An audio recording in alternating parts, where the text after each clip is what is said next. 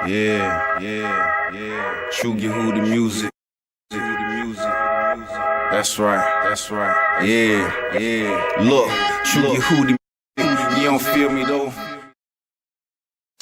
What's up, YouTube? It's ConversationPeaceATL. Alright, the title of this video is gonna be, is NATO a good business deal for America? So for those of y'all that don't remember from middle school social studies, NATO stands for North Atlantic Treaty Organization. NATO was originally created as a collective military agreement against Soviet Union aggression. Now, let's slow this down. NATO was originally formed in 1949, and it was 12 member states, 12 founding member states. Now let's fast forward from 1949 to 1991. 1991, the Soviet Union dissolved. Now the Soviet Union consisted of Russia. Russia was the biggest republic, but it was 14 or 15 other republics, including Ukraine, Kyrgyzstan, Uzbekistan, Estonia, Belarus, etc. There's another one called Georgia. But all of these countries spoke Russian. All of them had nuclear weapons. All of them had the same type of military power as Russia. Russia was just the largest republic. All right, and they outproduced NATO in everything: submarines, artillery, ballistic missiles, soldiers, everything. But since the Soviet Union dissolved in 1991, the world logic is, I know this is Russian logic, and my logic also, why does NATO still exist?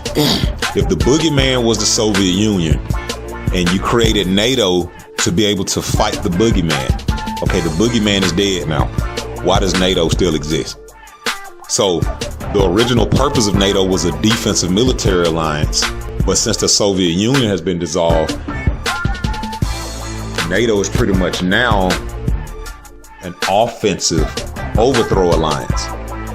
So I give you two examples from recent history within the past 20 years. Let's look at March of 2003. America invaded Iraq. People think that was just America. There was a NATO coalition. All right, fast forward to 2011. NATO invaded Libya, overthrew Gaddafi. Now, 2011, some numbers came out about what portion of NATO is American firepower.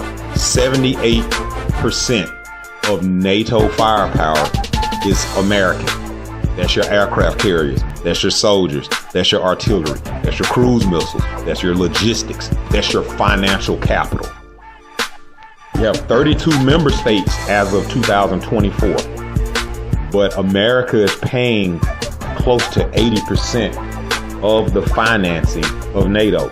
Now, that was President Trump's issue with NATO. Those member states are not paying their fair share. They're sitting in there in the collective military agreement, and they're waiting on America to do everything. Now, President Trump is saying, you're going to pay your fair share or America's pulling out. Now, if you go to the NATO's website, and if you look at NATO's charter, NATO in a modern day is supposed to be a peacekeeping nation. You're going to see pictures of NATO troops in different areas in the past 30, 40 years doing peacekeeping missions. But President Putin said something a couple of years ago. Ask the people of Iraq how peaceful NATO is. Ask the people of Libya how peaceful NATO is. What about the people of Syria? You think they will say NATO is peaceful? What about the people in Bosnia? You think they think NATO is peaceful? So since the Soviet Union has dissolved in 1991, NATO leaders, including the US, has promised Russian leaders that they won't be expanding eastward.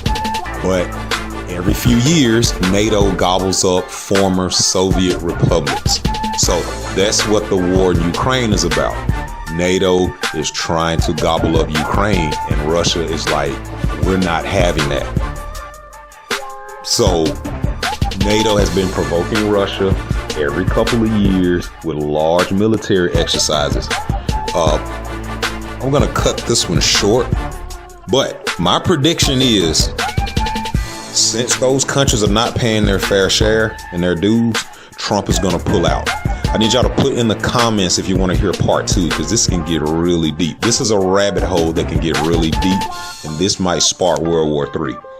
Conversation Peace ATL. Subscribe to the YouTube, subscribe to the Twitter, subscribe to the Instagram.